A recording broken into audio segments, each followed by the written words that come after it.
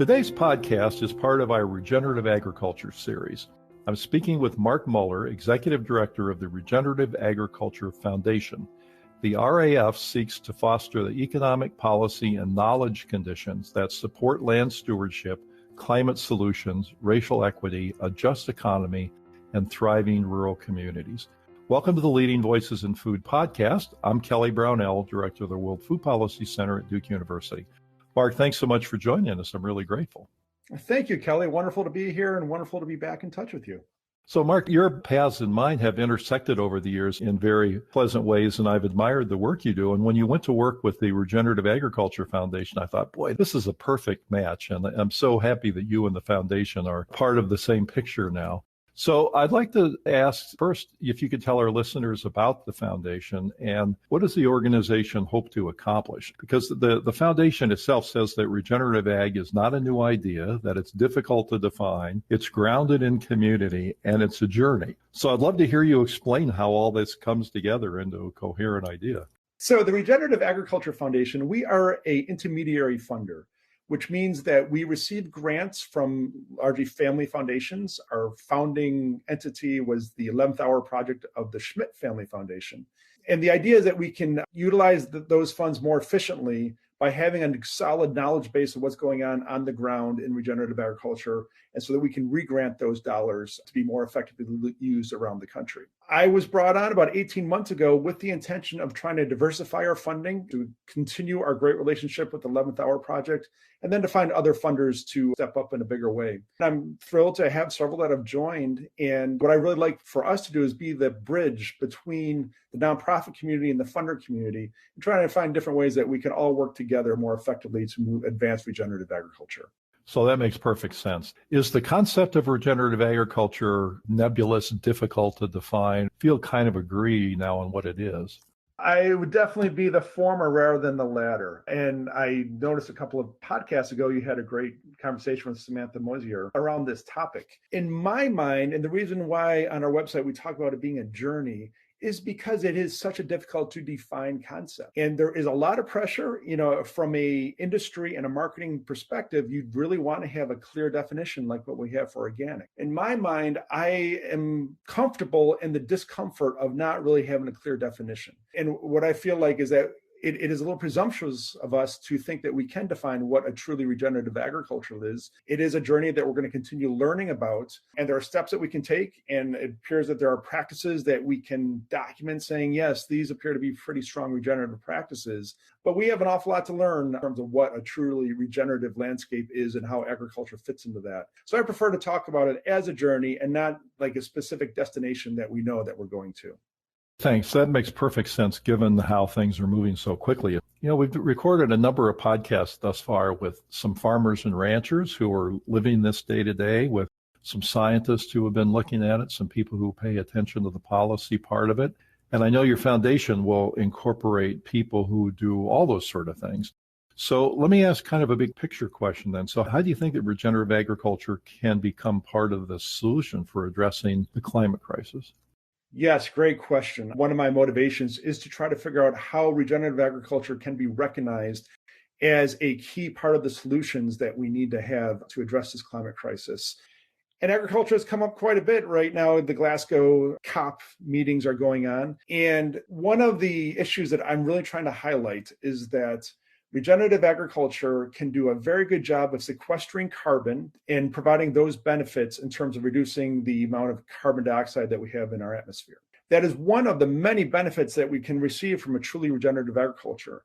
And what I feel is undercounted is the benefit that can be provided through providing a more resilient landscape. We know, regardless of how well we do over the next decade on mitigating greenhouse gas emissions, we are dealing with a climate crisis that will continue to get worse. We need to have a landscape that could be resilient to the flooding and the droughts and the other impacts that will be happening. A truly regenerative agriculture can provide that. And so that part of the reason I'm trying to look at regenerative agriculture as, yes, incorporating practices on our existing crops, such as corn and soybeans here in the Midwest, And however, to get to the truly resilient regenerative agriculture, we need to have a far greater diversified landscape. We need to have more perennials on the landscape. There are many other things that need to happen. But by doing that, we can be part of the solution, both for the mitigation of greenhouse gases and then also for the resiliency that we need to have in our landscape. So you mentioned the international climate meetings that have occurred recently in Scotland. Do you know, I don't know myself, I'm wondering if you happen to, how much agriculture was discussed in those meetings and whether regenerative agriculture had much visibility? Yeah, it is discussed. I have not attended, and I can't say that I'm paying as much attention as I probably should to it. But agriculture is obviously a key component, both for the economic reasons that it's such an important driver for so many economies, and then also for the landscape impacts of it, that agriculture is the primary way that we use much of our landscape. But I would say overall, the conversation has tended to be much more around power production and then transportation and buildings. And down the line, we eventually get to conversations about agriculture specifically. And because of the reasons I mentioned about the landscape benefits from a truly regenerative agriculture, I do believe and I do hope that it will become a much broader part of the conversation as we move forward. So if you ask the public what kind of things are contributing to climate change, my guess is that not a lot of people will mention agriculture. It's a growing number for sure. There's increasing awareness, but my guess is it's not a big percentage of people think about that. And they do think about transportation and coal burning power plants and the generation of energy and things like that. Do you see any shift in public opinion? And what does that look like to you? Yes, I believe that there is more of recognition of perhaps the larger food system and the impacts of the food system that it has on climate change. If we look at the entire food system, including the processing, the production, the transportation of the grains and the foods, we are a very large chunk, some estimates around 30% of the entire greenhouse gas emissions output.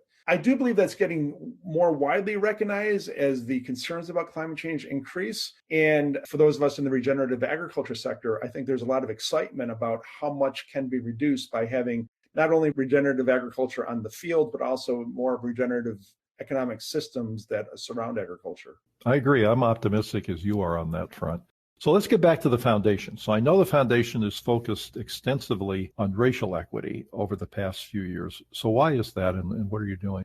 Yeah, that is a great point. And I have to say, when I started this job about 18 months ago, I came in thinking, oh, it'll be really nice if we could put in a stronger racial equity lens into regenerative agriculture. I live in South Minneapolis. And so obviously the events surrounding the murder of George Floyd really kind of shook many of us up in recognizing, for me, it felt like I'm not sure if it's just a nice thing to put racial equity into regenerative agriculture. It has to be completely infused in it. And we cannot get to a truly regenerative system without not only providing the healthy soils and clean water, but I do believe that the farm worker justice and racial equity lens and the really hard conversations to have about land ownership, they have to be part of the component too. Part of the reason I say that is because when we looked at what happened here in Minneapolis and we looked at what happened to our public safety systems, these systems break down if we ignore these racial equity issues for too long. I can't help but look at our agricultural landscape and see that we have somewhere around 96% of the land is operated and owned by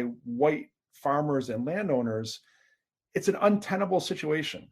And so I do really strongly feel that we need to provide a way of addressing this issue just as much as we have to address the soil and water issues that we have. So Mark, tell me about restoring regenerative agriculture. Yeah, this is a program that I'm thrilled about. And I have to say, I was so impressed by the REF board when we started having conversations about how we can infuse a greater racial equity lens. They set aside what ended up being $500,000 for grants to organizations that are led by Black, Indigenous, and people of color. We started the process of looking how we would do that. And I have a lot of gratitude for a friend of mine, Brett Ramey, who's with the Iowa Tribe of Kansas and Nebraska.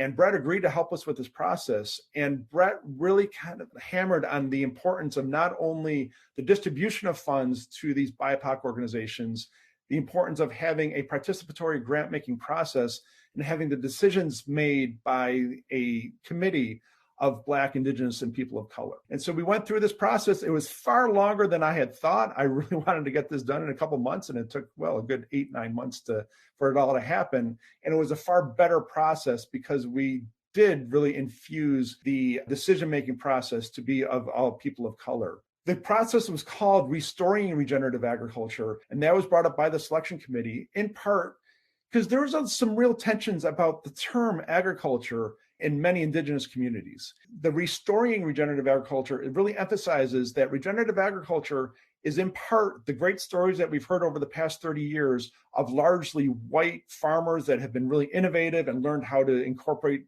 systems that reduce chemical use and increase yields. And there's a much longer story to be told about how traditional ecological knowledge was a key component of that work.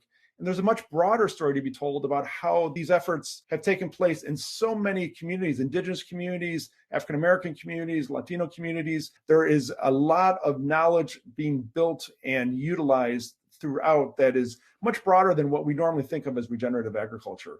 And our hope is that this granting process continues this process of us thinking more broadly about what is truly regenerative agriculture. I'm not sure I'm using the right word here, but it almost sounds celebratory, that there's a celebration that the practices used in the past, going way back to the very beginning of our country, were important. They were ecologically sound. They were good for the environment, good for human health. And now they're getting rediscovered, and that should be celebrated rather than saying, oh, this regenerative agriculture is a new thing. Yes, I think you said that well, Kelly. It is hopefully a celebration of the thousands of years of innovations and creativity that have taken place on the landscape, and a way of honoring and promoting a continued use of innovation by all sorts of different people. I always get frustrated when we talk about innovation as being inside of the seed companies and the large corporations that are involved in agriculture. They do have a role in innovation. There is far more innovation opportunities in the small scale farmers that are using innovative practices, that are really listening to the land, really listening to how the plants are growing. And I also have to say that there's a lot of opportunity in these farming communities that have traditionally been outside of the commodity system here in the United States. As we know from some of the historical racism that we've dealt with, many African-American farmers have been excluded from the corn, soybeans, wheat, cotton, rice, the primary commodities that we have in the United States, and thereby have had to be incredibly innovative in terms of how they grow and make a living off the land. Honoring that innovation and celebrating what has happened and incorporating that into our broader perspectives provides an awful lot of opportunity. So, Mark, you've spent a good bit of your career dealing with policy-related issues and have been a real leader in that arena. So let's talk about the Farm Bill. So organizing around the Farm Bill is beginning in earnest for the anticipated 2023 reauthorization. So what do you think are some of the key issues regarding regenerative ag? Yes, and I do remember, I believe I first met you, Kelly, when we were having some conversations about U.S. farm policy and the Farm Bill and the impact on public health. As we are learning more and more so, it is such a broad system. It has so many impacts on so many parts of our society. So for this forthcoming Farm Bill, one of the issues that I have been focused on is the conservation title of the Farm Bill is the second largest title. The largest program in the conservation title is something called the Conservation Reserve Program, sometimes called the Set Aside Program. And we have taken up to 40 million acres of land out of production to provide conservation benefits. I have always had very mixed feelings about this. And I have to say, in full disclosure, I am part owner of a family farm in Dubuque, Iowa area, and we are in the CRP programs. So I benefit from this program. However, the challenge is it doesn't change how people farm. It doesn't create a pathway for farming more innovatively. What it really does is rewards farmers for putting in conservation practices, taking set aside, putting in grasses, things like that to provide wildlife benefits, water quality benefits. But often what happens after the 10-year program, the farmers put it right back into the same corn and soybeans that it has been in without changing those practices at all. So I'm particularly interested in finding the programs in the Farm Bill that don't just provide some temporary environmental benefits, but actually provide long-term changes to how we farm and thereby sequester far more carbon in the system long-term, provide much more water quality benefits and things like that. Let me join you in hoping the policymakers give these issues the attention they deserve. And with you and others leading the charge here, I'm optimistic about that. So, Mark, thanks so much for joining us and sharing your knowledge. Thank you, Kelly. It's always a pleasure to talk to you, and I appreciate this work you're doing. And you too. Our guest today has been Mark Muller, Executive Director of the Regenerative Agriculture Foundation. And thank you for listening. If you'd like to subscribe to the Leading Voices in Food podcast series, you can find it on Apple Podcasts, Google Podcasts, or your favorite podcast app.